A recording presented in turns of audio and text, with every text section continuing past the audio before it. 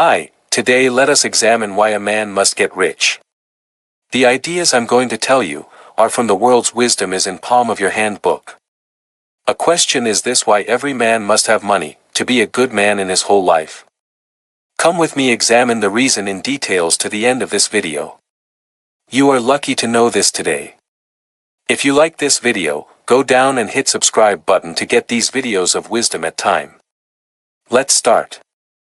Whatever may be said in praise of poverty, the fact remains that it is not possible to live a really complete or successful life, unless one is rich. No man can rise to his greatest possible height in talent or soul development unless he has plenty of money. For to unfold the soul and to develop talent, he must have many things to use, and he cannot have these things unless he has money to buy them with. A man develops in mind, soul, and body, by making use of things. And society is so organized that man must have money in order to become the possessor of things. Therefore, the basis of all advancement for man must be the science of getting rich. The object of all life is development, and everything that lives has an inalienable right to all the development it is capable of attaining. Man's right to life means his right to have the free and unrestricted use of all the things which may be necessary to his fullest mental, spiritual, and physical unfoldment, or, in other words, his right to be rich. In this book, I shall not speak of riches in a figurative way. To be really rich does not mean to be satisfied or contented with a little. No man ought to be satisfied with a little if he is capable of using and enjoying more. The purpose of nature is the advancement and unfoldment of life, and every man should have all that can contribute to the power, elegance, beauty, and richness of life. To be content with less is sinful. The man who owns all he wants are the living of all the life he is capable of living is rich, and no man who has not plenty of money can have all he wants. Life has advanced so far, and become so complex, that even the most ordinary man or woman requires a great amount of wealth in order to live in a manner that even approaches completeness. Every person naturally wants to become all that they are capable of becoming. This desire to realize innate possibilities is inherent in human nature. We cannot help wanting to be all that we can be.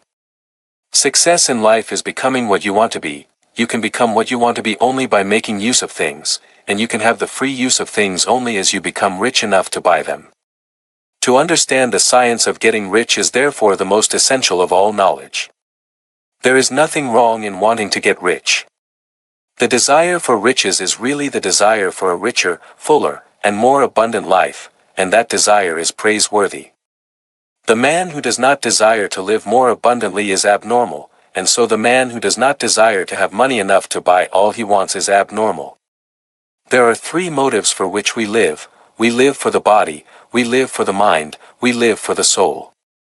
No one of these is better or holier than the other, all are alike desirable, and no one of the three, body, mind, or soul, can live fully if either of the others is cut short of full life and expression. It is not right or noble to live only for the soul and deny mind or body, and it is wrong to live for the intellect and deny body or soul. We are all acquainted with the loathsome consequences of living for the body and denying both mind and soul, and we see that real life means the complete expression of all that man can give forth through body, mind, and soul. Whatever he can say, no man can be really happy or satisfied unless his body is living fully in every function, and unless the same is true of his mind and his soul. Wherever there is unexpressed possibility, or function not performed, there is unsatisfied desire. Desire is possibility seeking expression, or function seeking performance. Man cannot live fully in body without good food, comfortable clothing, and warm shelter, and without freedom from excessive toil, rest and recreation. We are all acquainted with the loathsome consequences of living for the body and denying both mind and soul, and we see that real life means the complete expression of all that man can give forth through body, mind, and soul. Whatever he can say, no man can be really happy or satisfied unless his body is living fully in every function, and unless the same is true of his mind and his soul. Wherever there is unexpressed possibility, or function not performed, there is unsatisfied desire. Desire is possibility seeking expression, or function seeking performance. Man cannot live fully in body without good food, comfortable clothing, and warm shelter, and without freedom from excessive toil. Rest and recreation are also necessary to his physical life. He cannot live fully in mind without books and time to study them, without opportunity for travel and observation, or without intellectual companionship.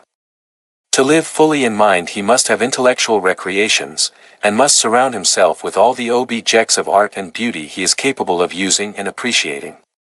To live fully in soul, man must have love, and love is denied expression by poverty. A man's highest happiness is found in the bestowal of benefits on those he loves. Love finds its most natural and spontaneous expression in giving. The man who has nothing to give cannot fill his place as a husband or father, as a citizen, or as a man. It is in the use of material things that a man finds full life for his body, develops his mind, and unfolds his soul. It is therefore of supreme importance to him that he should be rich. It is perfectly right that you should desire to be rich. If you are a normal man or woman you cannot help doing so. It is perfectly right that you should give your best attention to the science of getting rich, for it is the noblest and most necessary of all studies. If you neglect this study, you are derelict in your duty to yourself, to God and humanity, for you can render to God and humanity no greater service than to make the most of yourself. Thank you today. If you see these ideas from this video are useful, share this video to your friends.